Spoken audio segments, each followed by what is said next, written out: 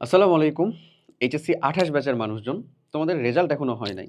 পছন্দের কলেজ বা যে কলেজে আসলে তোমার আগামী ২ বছর কমপ্লিট হতে চলেছে, সেটাও এখনো হয়তোবা দেয় নাই। বাট তুমি এই কনটেন্টটা দেখতেছো কারণ তুমি পড়াশোনা শুরু করেছো এবং টু বি অনেস্ট এইচএসসিতে পড়াশোনা করা বা পড়াশোনা করতে চলেছে, পাস করবে ইনশাআল্লাহ। এর মধ্যে 40% আপ মানুষজন পড়াশোনা অলরেডি শুরু করছে। একটু, একটু করে দেখে হোক, অল্প, অল্প করে হোক, কলেজ অ্যাডমিশন দিবে। তারপরেও সেই এইচএসসির পড়াশোনাটা বা এইচএসসির জার্নিটা অলরেডি শুরু করেছে। কারণ ঘন্টাটা বাজছে। এখন তোমার কাছে মনে হতে পারে, "ভাইয়া আপনারা শুধু ভয় দেখায়া যে টাইমটা কলেজ ফ্রেম দিয়েছে, বোর্ড থেকে দিয়েছে, সেটার বাইরে হচ্ছে যে বলতেছেন শুরু করতে, শুরু করতে।" বিশ্বাস করো, এটা পুরোপুরি সত্য না। তুমি যদি কলেজ থেকে দেওয়া যে সময়টা, অর্থাৎ যেদিন থেকে তোমার ক্লাস শুরু হবে টিল যেদিন তোমার ক্লাস শেষ হবে, সে সময়ের মধ্যে প্রত্যেকটা দিন যেরকমভাবে উনারা বলে দিয়েছেন, সেরকমভাবে পড়াশোনা করতে পারো, তাহলে ওই দিনগুলো এনাফ। বাট তোমাকে তো আমি এটলিস্ট উনাদের থেকে ভালো চিনি। কারণ তোমার ওই বয়সটা আমি জাস্ট মানে রিসেন্টলি পার করে আসছি। তুমি তো আসলে অতটুকু কমপ্লিট করতে পারবা না। পারা যায়? টু বি অনেস্ট না। কারণ ওই সময়ের মধ্যে এতগুলা ঈদ আছে, তারপরে হচ্ছে ওই সময়ের ভিতরে তোমার কত ছুটি আছে, যে ছুটিগুলা তুমি কাটাবা, চিল করে কাটাবা, তোমার এত ঘন্টা রিলস দেখতে হবে, ওগুলো তুমি কিভাবে কমপ্লিট করবা তাহলে ওর ভিতরে? দ্যাটস ওয়াই ওটার ব্যাকআপ দেওয়ার জন্যই তো তোমাকে আগে থেকে শুরু করতে বলা। যেন তুমি এট লিস্ট 100 কমপ্লিট করতে চাচ্ছ না? 90 যেন পাও, 95 যেন পাও, 92 যেন নিয়ে আসতে পারো। বুঝছো আমার কথা? তো আমি তোমাকে বলতেছি এক্সাক্ট শুরুর সময়টাতে, অর্থাৎ এইচএসসি জার্নির একেবারে শুরুতে কোন সাবজেক্টটাকে আগে শুরু করবা? Obvious first paper, second paper, এটার জন্যই। মেক্সিমাম মানুষের উত্তরই হচ্ছে ফার্স্ট পেপার, বাট স্টিল এখানে কোয়েশ্চেন আছে, আমি তোমাকে যাচ্ছি। এবং শুরুতে কোন, কোন অধ্যায় কতদিন ধরে পড়বো? এই যে কত দিনটা অনেক জরুরি। দেখা যায় মানুষজন রসায়নের ভিতরে, রসায়নটা দিয়ে আমি বলি, গুণগত রসায়ন শুরু করে, হ্যাঁ? Qualitative chemistry.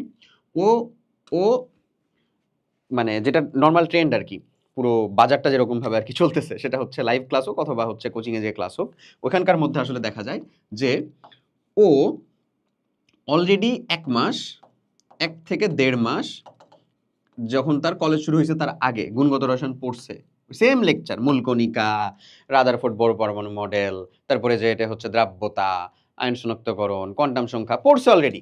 Again, again, again যখন সে তার রেগুলার ক্লাস শুরু হইল, তখন থেকে ভাইয়া বললেন যে, "হ্যাঁ, এবার আসো। এবার থেকে তোমাদের মেইন ক্লাস শুরু হচ্ছে।" অলরেডি ওই সময়ের টাকা, পরের ক্লাসের টাকা, দেন আরো ১.৫ মাস তোমাকে এই গুণগত রসায়নের সেম জিনিসই ঘোরায় পেঁচায় ওই শিয়ালের সামনে কুমিরের বাচ্চা, এই যে নাও, এই যে নাও, এই সেম জিনিসই রিপিটেড করে তোমাকে দেখানো হচ্ছে বা করানো হচ্ছে। তাহলে ১.৫ ৩ মাস তুমি আসলে গুণগত রসায়ন পড়তেছো, বাট তোমার আউটপুট হচ্ছে ওই same to same. Output same to same. কারণ তুমি মনে করতেছো, হ্যাঁ, ভাইয়া তো পড়াচ্ছেন, এই টাইম লাইনে চললেই তো হইছে। বাট বিশ্বাস করো আসলেই কি এতটুকু দরকার? আমি তোমাকে গুনে গুনে বলি। আমাদের এসি টু এডিতে, এসি টু এডি যে প্রোগ্রাম, এই এসি টু এডি প্রোগ্রামের মধ্যে ১২ টা, আমাদের এসি টু এডি এই প্রোগ্রামের মধ্যে ৮ টা লেকচার আছে, যেটা তোমার কমপ্লিট করতে 20 ডেজ লাগবে। এখন কথা হচ্ছে হোয়াই 20 ডেজ? Why 20 days? 8টা লেকচার আছে। কমপ্লিট করবা কেমনে বলো তো? কমপ্লিট করার যে টাইমলাইন বা ম্যাপটা, আমি এটা গুণগত রসায়নের জন্য বলে দিচ্ছি, এটা প্রত্যেকটা সাবজেক্টের জন্য খাটবে, প্রত্যেকটার জন্য। প্রথম হচ্ছে নোট সহ, ভাইয়ের ক্লাস বলতে কি, গুণগত রসায়ন যেহেতু ফার্স্ট পেপারে আমি নিছি, নিজে নিছি, সো আমি আমার কথাই বলতেছি, আমার ক্লাস, ক্লাস। নোট সহ ক্লাস করতেছো, তার মানে তুমি ক্লাসটা বুঝছো। সাথে, সাথে তোমার কাছে থাকা নতুন বা পুরাতন হাজারী স্যারের বই আছে অবভিয়াস, মানে অথবা কবির স্যারের বই, ঘোষ স্যারের বই, যে বইটা আছে, ও বইটা নিলা। পাশাপাশি আমার ওই এসিডিডি প্রোগ্রামের মধ্যে দাগানো বই নামে অলরেডি একটা ফিচার আছে, দাগানো বই। এখন তুমি যখন এই নোট সহ ক্লাস কমপ্লিট করছো, হাজারী স্যারের বইটা তোমার কাছে মানে একেবারে ফিজিক্যাল যে প্রোডাক্টটা, সেটাকে খুলে রাখছো এবং সাথে, সাথে স্ক্রিনের মধ্যে তোমার দাগানো বইটা খোলা আছে। এই ৩টার কম্বিনেশনে তোমাকে দেখতে হবে তোমার এই নোটের মধ্যে কোনো কিছু মিস আছে কিনা। দাগানো বই মানে কি? এখান থেকেই তো শুরু করবো অবভিয়াস, যে এটা ইম্পর্টেন্ট, এটা পড়তেই হবে আমাকে। ওই দাগানো বইয়ের সাথে তোমার বইয়ের সাথে তুলনা করে দেখতেছো, এটা নতুন হোক পুরাতন হোক। তারপরে তুমি নোটটার মধ্যে লক্ষ্য করতেছো কিছু চেঞ্জেস আছে কিনা। এটা কমপ্লিট করার পরে ওই টপিকের উপরে তোমাকে প্র্যাকটিসে যেতে হবে ভাইয়া। প্র্যাকটিসে যদি যাও, ইদার তুমি ওখানে বোর্ড কোয়েশ্চেন আগে সলভ করবা, কলেজ কোয়েশ্চেন আগে সলভ করবা, তারপরে ওখানে অ্যাডমিশন রিলেটেড কোয়েশ্চেনও আছে। আমি ওটা ক্লাসের মধ্যেও করাইছি। ক্লাসের মধ্যেও যথেষ্ট পরিমাণে করাইছি, ওটা অলরেডি তোমার নোটের ভিতরে আছে। তারপরে তুমি এগেইন করতেছো। তার মানে কি? অবভিয়াসলি তুমি একদিনেই চাইলে যে একটা করে লেকচার কমপ্লিট করবে এরকম না। আমি প্রতি ২ দিনে একটা লেকচার তোমাকে কমপ্লিট করতে বলতেছি এবং যেটা পসিবল, এট লিস্ট এখন পসিবল। কলেজ নাই। জাস্ট হচ্ছে শুধু তোমার সময় কাটতেছে, তুমি এটা জানো। তুমি পড়াশোনার মোটিভেশন পাচ্ছ না। মাঝে মধ্যে হারাচ্ছ। ওকে, শুরু তো করছো তুমি। এট লিস্ট তুমি কাটো মানুষজনের থেকে কিছুটা হলে আগায়া। গেইনার তুমি একজন। ঠিক আছে? তো তুমি যেহেতু জানো যে তুমি এখন আগায় রাখলে তোমার পরবর্তীতে যা অনেকটা বেশি হালকা হবে বোঝা, তাহলে কেন নয়? দেখতেছই তো রিলস। দেখলা একটু মানে হচ্ছে যে করে দেখলা, ব্যালেন্স করে দেখলা। একটু নিজেকে বসাইলা এবং এখানে সবথেকে জরুরি এসএসসিতে তুমি দেখানো পড়াশোনা যেটা করতা, তুমি নার্ড না অথচ দেখাইতা যে তুমি একজন নার্ড বা এরকম টাইপের যে কাজগুলা করতা, ফ্যামিলিতে দেখাচ্ছ, ফ্রেন্ডকে দেখাচ্ছ, ক্লাসে স্যারকে দেখাচ্ছ যে তুমি পড়তেছো অনেক বেশি, বাট তুমি আসলে পড়তেছো না। ওই কাজটা আল্লাহর দোহাই লাগে এইচএসসিতে করবা না। এইচএসসিতে তোমার যতটুকু পড়া দরকার ততটুকুর জন্য তুমি টেবিলে বসো। বাকি সময় তুমি সমাজ স্বীকৃত যেকোনো বিনোদনের সময় দাও। গেমস খেলবা, তুমি হচ্ছে যে মানে আদার্স করবা। বাট আরেকটা জিনিস বিশ্বাস করো, তোমার কাছে মনে হতে পারে যে ভাই আপনি এরকমভাবে বলে দিচ্ছেন, যতটুকু সময় ততটুকু পড়বো, বাকি সময় গেমস খেলবো, মুভি দেখবো। বিশ্বাস কর যদি তুই আসলেই বাম দিকেরটা করিস, যতটুকু সময় ততটুকু যদি পড়িস, তাহলে তুই এটাতে সময়ই পাবি না। তারপরেও ব্যালেন্স করা যায়, ব্যালেন্স করা যায়।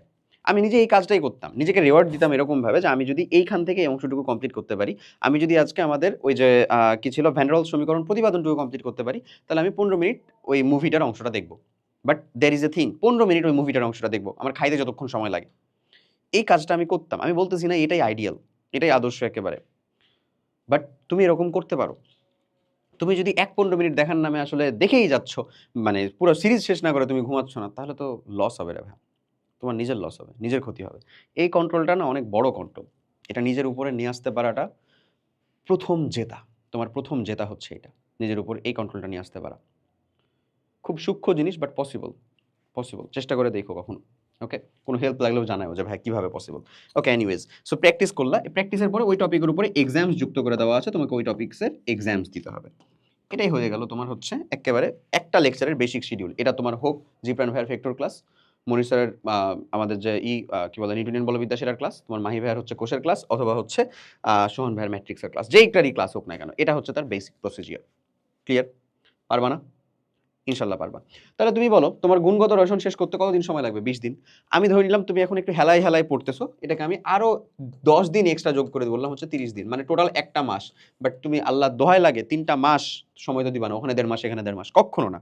এর থেকে মৌলের পর্যায়বৃত্তের ভিতরে সময় দাও। মানুষের মানে ভয়ের বা আতঙ্কের একটা নাম হচ্ছে মৌলের পর্যায়বৃত্ত ধর্ম ফার্স্ট পেপারের রাসায়নিক বন্ধন। কেন? কারণ থিওরিটিক্যাল জিনিসপাতি বেশি, বোঝার জিনিসপাতি বেশি। তবে বুঝতে পারলে এই চ্যাপ্টারটা এত মজাদার এবং প্রত্যেকটা সিঙ্গেল কোশ্চেন উত্তর করা যায় এবং প্রত্যেকটা সিঙ্গেল পরীক্ষার মধ্যে কেমিস্ট্রিতে এই জায়গা থেকে কোশ্চেন হয়। হোক সেটা একাডেমিকে, হোক সেটা অ্যাডমিশনে। তাহলে হোয়াই নট? কেন করবা না? ক্লিয়ার? ওকে। তাহলে আমরা বুঝতে পারছি আমরা রসায়নের অবশ্যই প্রথম পেপার দিয়ে শুরু করব এবং সেটা হবে হচ্ছে মাস্ট বি আমাদের গুণগত রসায়ন। আল্লাহর দোহাই লাগে যে বান্দাগুলা অতি উৎসাহী হয়ে একেবারে তেজস্ক্রিয় রশ্মি বিকিরণ করতে করতে, তো তেজস্ক্রিয় 28 তাই না? তো তেজস্ক্রিয় রশ্মি বিকিরণ করতে করতে কেউ যদি জৈব রসায়ন দিয়ে শুরু করিস ভাই, মানে মামা মানে মামা মানে মানে এত এত কেন? Why so much electricity? এত এত তো হওয়া উচিত না আসলে। তুই গুণগত রসায়ন শুরু করছিস কর, তোকে তো জৈব রসায়ন এখন শুরু করতে হবে না। তোকে এখন জৈব রসায়ন শুরু করলে তুই তুই তোর জীবনের রস হারাই ফেলবি। ভাববি যে আমার আর কিছু দরকার নেই আমার জীবনে ভাই, ঠিক আছে? এক দুজন এক্সেপশনাল থাকতে পারে, ওটাকে পরে বাদ। এই জৈব রসায়নই তুই সেকেন্ড পেপারে যা আমার লেকচার ইনশাল্লাহ পাইবা। তো জৈব রসায়নের যতটুকু ভয় যেরকমভাবে পড়তে হয় সবটা ওই ভয় থেকে যেরকমভাবে পড়তে হয় অতটুকু ট্রান্সফার করার দায়িত্ব আমার। ভরসা রেখো খালি। ক্লিয়ার?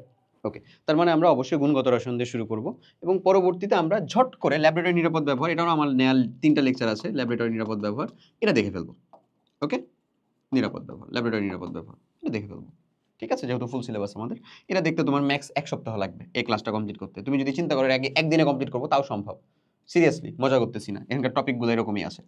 তারপরে যে তুমি হচ্ছে যে মানে ওই যে মৌলের পর্যায়বৃত্তের ভিতরে ঢুকবা, তাহলে তুমি প্রথম তোমার অ্যাপ্রোচটা বুঝতে পারছো কেমিস্ট্রিতে কোন জায়গার ভিতরে আগাবা।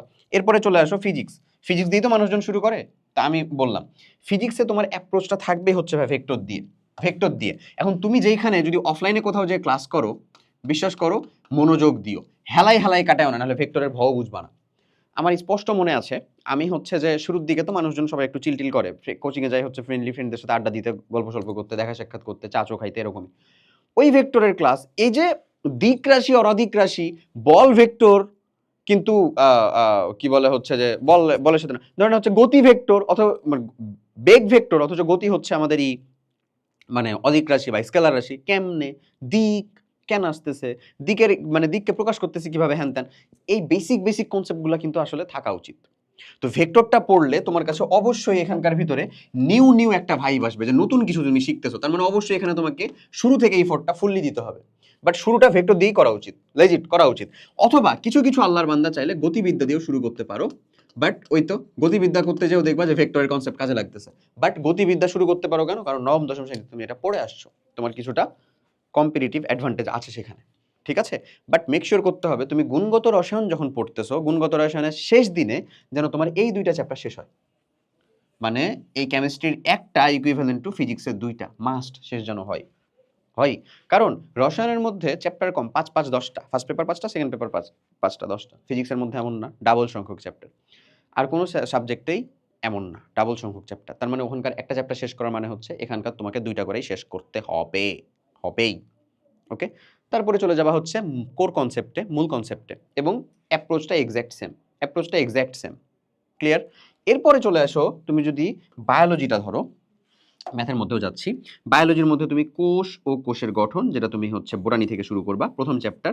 এটা একটা হাতির সমান চ্যাপ্টার। এই এক চ্যাপ্টার থেকে দেখবা যে তোমার কাছে মনে হবে যে এই একটা চ্যাপ্টারের একটা সিঙ্গেল টপিকের একটা সিঙ্গেল পেজে একটা সিঙ্গেল স্ট্যান্জা বা একটা সিঙ্গেল কি বলবো মানে আরে একটা সিঙ্গেল পরিচ্ছেদ, ওখান থেকেই মনে হচ্ছে পুরো মেডিকেলের 3-4 বছরের কোয়েশ্চেন করা সম্ভব, এত বেশি পরিমাণে ইনফরমেশন আছে।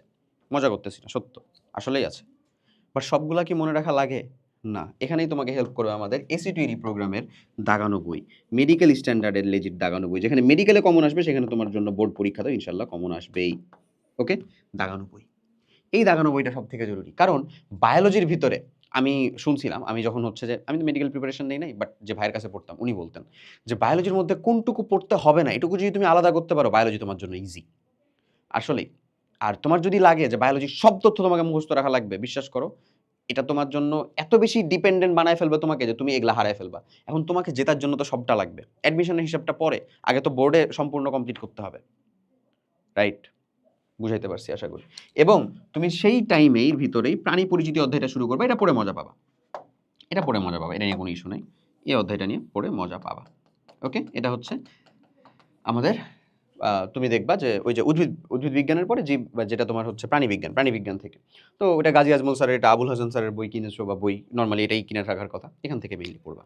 ঠিক আছে, এরপরে চলে আসো ভাইয়া, মেক শিওর যে তোমার ম্যাট্রিক্স নির্ণায়ক এবং সরলরেখা এটা কমপ্লিট হয়ে যাচ্ছে।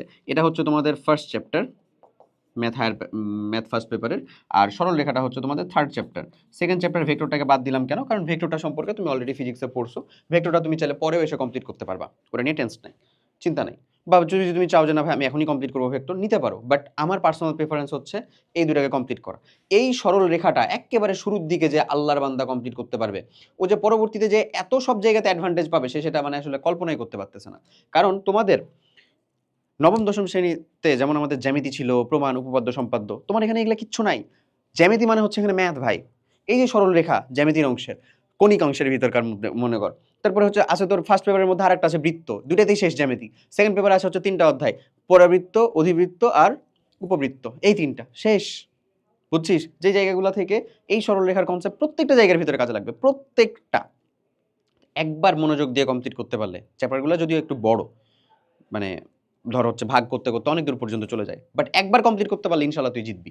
আবার ওই ম্যাট্রিক্স নির্ণায়কের কনসেপ্টে আসি। ম্যাট্রিক্স নির্ণায়ক হচ্ছে তোমার ওই ফিজিক্সের ভেক্টরের মতন, মানে সম্পূর্ণ তোমার আগেকার পড়া ছিল না। সো এটা পড়তে গেলেও তোমাকে মেক শিওর করতে হবে তুমি তোমার ফুল কনসেন্ট্রেশন, ফুল মনোযোগটুকু দিচ্ছ। এখন যদি টাইম লাইনের কথা বলি, তাহলে ওই যে সেম টু সেম, মানে আমার তো টার্গেটই হচ্ছে, আমি তো একটাকে টাইম ফিক্স করেই দিছি তোর জন্য, কত এটা আমি 30 ডেজ তোর জন্য দিছি। এটা যদি 30 ডেজের ভিতরে আমাকে গুণগত রসায়ন শেষ করতে হয়, তার মানে এই ভেক্টর গতিবিদ্যা দুইটা আমি 30 ডেজে শেষ করব, কোষের গঠন ও প্রাণী পরিচিতি প্যারালালি কিন্তু শেষ করতে থাকতে হবে, এটাকে কমপ্লিট করব। অ্যাপ্রোচ কি? এই approach as well as matrix এবং ম্যাট্রিক্স নির্ণয় ও সরলরেখা, এই অ্যাপ্রোচের মধ্যে কমপ্লিট করে শেষ করব। এখন কথা হচ্ছে আমি কি ইফেক্টিভ রেজাল্ট সবটা থেকেই পেয়ে যাব শতভাগ? টু বি অনেস্ট না। আমি তোর ইফেক্টিভনেসটাকে ধরাই দিচ্ছি হচ্ছে 80%। তুই জাস্ট ভাই 80% কমপ্লিট করে দেখা, ঠিক আছে? যা যা টার্গেট দেওয়া হয়েছে এর মধ্যে জাস্ট 80%। এবং এটা কমপ্লিট করার জন্য সম্পূর্ণ ডিস্ট্রাকশন ফ্রিভাবে পড়াশোনা করবা, জাস্ট একটা জায়গার ভিতরে।